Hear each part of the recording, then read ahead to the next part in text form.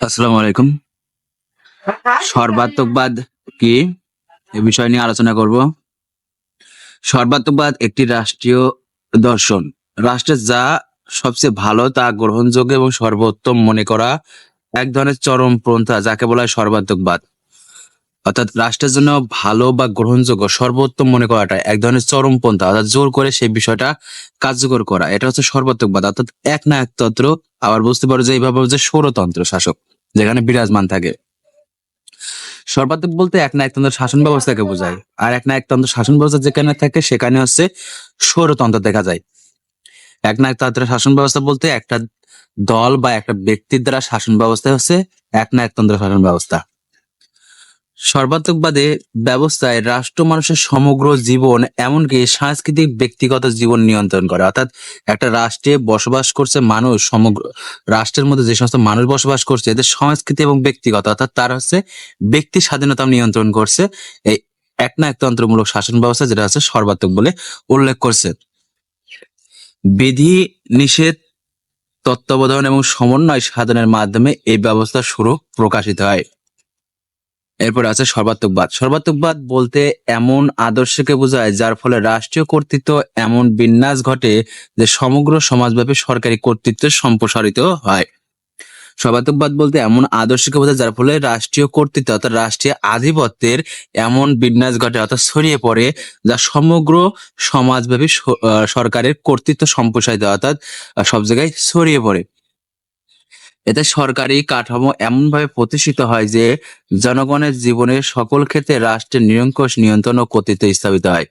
সরকারি কাঠামো এমনভাবে প্রতিষ্ঠিত হয় যে জনগণের জীবনের সকল ক্ষেত্রে রাষ্ট্রের নিরঙ্কুশ নিয়ন্ত্রণ, নিরঙ্কুশ বলতে যেখানে হচ্ছে সংখ্যাগরিষ্ঠ, আর সব ক্ষেত্রে নিয়ন্ত্রণ বোঝাচ্ছে। নিরঙ্কুশ নিয়ন্ত্রণ বলতে তার রাজনীতি, সমাজনীতি সব ক্ষেত্রে কিন্তু সে আছে কি করতেছে, জনগণের উপর কর্তৃত্ব স্থাপিত করতেছে, অর্থাৎ আধিপত্য স্থাপিত করতেছে।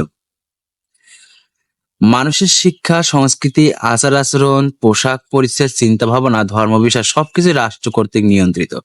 তাহলে মানুষ কি শিক্ষা গ্রহণ করবে, কি পড়বে, তার আচার আচরণ কেমন হবে, সে কি পোশাক পরিচ্ছদ পড়বে, তার চিন্তা ভাবনা নিয়েও আছে, এবং কি যে ধর্ম পালন করবে সবকিছু কিন্তু সেই রাষ্ট্র নিয়ন্ত্রিত করছে। এটা সর্বাত্মকবাদ। এটা কিন্তু বর্তমানে ধরতে গেলে নেই, অর্থাৎ অনেকটা কমে এসেছে। কিছু পার্সন আছে এরকম, দেখা যাচ্ছে কারোর উপর ধর্ম চাপিয়ে দিচ্ছে, একটা বিষয় পালন করতে দিচ্ছে না। যেমন ওই ঘরে মুসলমানদের উপর নির্যাতন করছে, মুসলমানদের এবং কি তারপরে আমরা দেখেছি যে যখন ব্রিটিশরা আমাদের দেশে এসেছিল আমাদের খাদ্য বস্ত্র দিবে এই লোভে আমাদের উপর হচ্ছে খ্রিস্ট ধর্মীয় চাপিয়ে দিয়েছিল। এজন্য হাজী শরীয়তুল্লাহ ফরাইজি আন্দোলন ডাক দিয়েছিল। এটা কিন্তু ধর্ম চাপিয়ে দেওয়া, এটা হচ্ছে এই সর্বাত্মকবাদের মূল কথা, যে আমরা হচ্ছে কি করব, কাউকে ক্ষমতা না দিয়ে আমরা সর্বময় ক্ষমতার অধিকারী হব। এটা হচ্ছে সর্বাত্মক। সর্বাত্মক কথাটি বেনিটো মুসলিনি চয়ন করেন, অর্থাৎ প্রদান করেন বা গ্রহণ করেন। গণতান্ত্রিক রাষ্ট্রে কতগুলো সামাজিক বিষয় রাষ্ট্রের নিয়ন্ত্রণ থাকে এবং জীবনে অনেক দিক ব্যক্তির হাতে থাকে, স্বাধীন সংঘের হাতে থাকে বা স্বাধীন সংঘের হাতে থাকে। কিন্তু সমাজবাদ স্বীকার করে না, অর্থাৎ জীবনের কিছু অংশ যে ব্যক্তির হাতে থাকবে সেটা থাকবে না, পারিবারিক ভাবেও সে আছে সে রাষ্ট্র কি করবে, হস্তক্ষেপ করবে। এটি মানুষের সমগ্র জীবন নিয়ন্ত্রণ করতে চায়।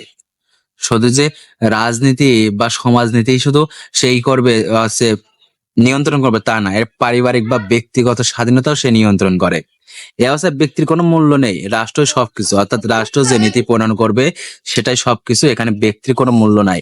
সরকারি দল ব্যতীত আর সকল দলকে দমন করা, উৎখাত করা, অর্থাৎ যে এক না একতন্ত্র বিরাজ করেছে, পরবর্তীতে কোনো রাজনৈতিক দল যদি উদ্ভব হয় সেই সমস্ত দলগুলোকে দমন করে, এটা হচ্ছে এই সর্বাত্মকবাদের মূল কথা। সর্বাত্মকবাদের উল্লেখযোগ্য বৈশিষ্ট্য নিম্নরূপ। এটা কিন্তু অনেক দেশে বর্তমান দেখা যাচ্ছে, যেমন বর্তমান বাংলাদেশের বিএনপি সরকারও কিন্তু হচ্ছে এই বিষয়টা বলতেছে যে বর্তমান রাষ্ট্র যে আছে, রাজনৈতিক দলে যে ক্ষমতায় আছে তারা এরকম করতে চাচ্ছে। এটা কিন্তু বিরোধী দলরা কিন্তু এটা বলতেছে। তারপরে দেখো 1 নম্বরে আছে সর্বোচ্চ ক্ষমতা এক নায়কের হাতে ন্যস্ত থাকে, অর্থাৎ একজন ব্যক্তির হাতে বা একজন দলের হাতে ন্যস্ত থাকে। 2 নম্বর রাষ্ট্রই সবকিছু, অর্থাৎ সমাজ জীবনে রাষ্ট্র হলো মুখ্য, বা সমাজ জীবনে রাষ্ট্রই প্রধান। মুখ্য বলতে এখানে প্রধান। 3 নম্বর, অগণতান্ত্রিক অর্থাৎ ব্যক্তিকে সর্বতোভাবে সরকারের নীতি কার্যক্রমকে নিবেদিত করতে হয় এবং সরকারের প্রতি ভিন্ন মত প্রকাশের কোনো সুযোগ না, অর্থাৎ সরকার যেটা বলবে সেটাই হবে। অর্থাৎ সরকার যা বলবে লোকজন বা সাধারণ জনগণ নাগরিককে সেগুলোই মেনে চলতে হবে, যেটা আমরা মানে পূর্বে দেখে এসেছি যে রাজারা যা বলেছে প্রজাগুলো তাই শুনেছে। তেমনই এখন বর্তমান বিষয়টা কিন্তু এরকম হয়ে গেছে যে সরকারের প্রতি ভিন্নমত প্রকাশ করার কোনো সুযোগ নাই, সরকার যেটা বলবে সেটাই মেনে চলতে হবে, না হলে জেল জুলুম জরিমানা কাটতে হবে।